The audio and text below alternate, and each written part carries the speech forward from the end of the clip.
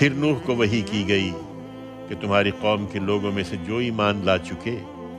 اب ان کے سوا کوئی ایمان لانے والا نہیں ہے، سو ان کے کرتوتوں پر غم کھانا چھوڑو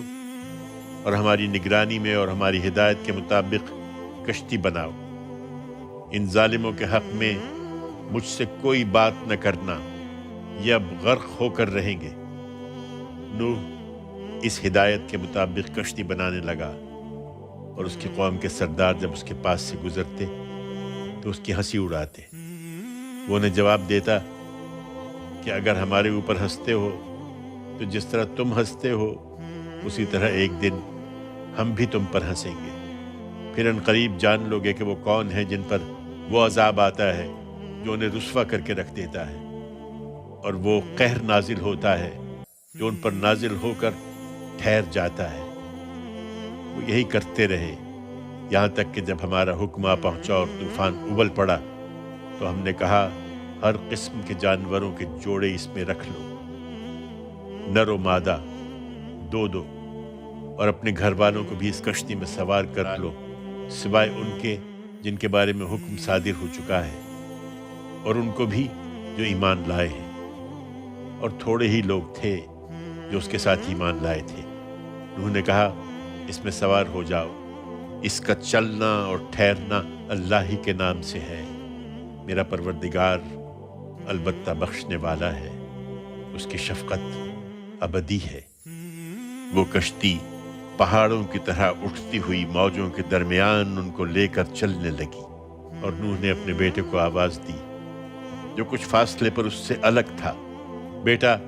ہمارے ساتھ سوار ہو جاؤ اور ان منکروں کے ساتھ نہ رہو۔ اس نے پلٹ کر جواب دیا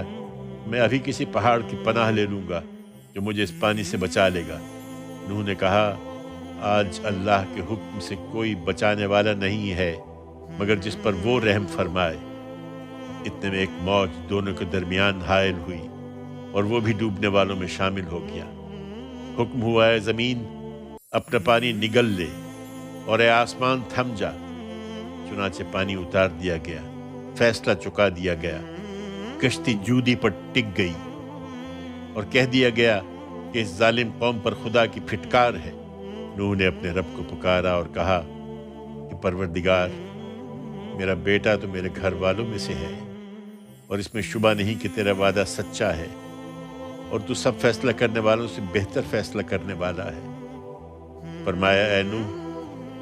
وہ تیرے گھر والوں میں سے نہیں ہے، وہ نہایت نابکار ہے، سو مجھ سے اس چیز کے بارے میں سوال نہ کرو جس کا تجھے کچھ علم نہیں ہے۔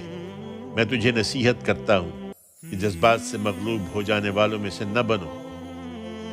نوح نے فوراً عرض کیا پروردگار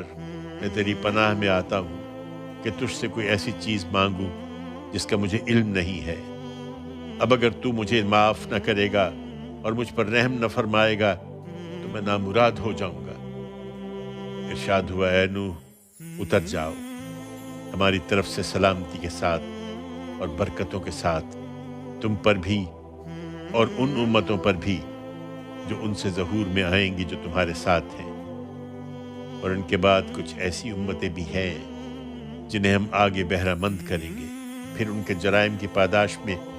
ان کو بھی ہماری طرف سے ایک دردناک عذاب پکڑ لے گا۔ یہ غیب کی خبریں ہیں جو اے پیغمبر ہم تمہاری طرف وحی کر رہے ہیں، اس سے پہلے نہ تم ان کو جانتے تھے نہ تمہاری قوم کے لوگ ان سے واقف تھے، اس لیے ثابت قدم رہو، انجام کار کی کامیابی انہی کے لیے ہے جو خدا سے ڈرنے والے ہیں۔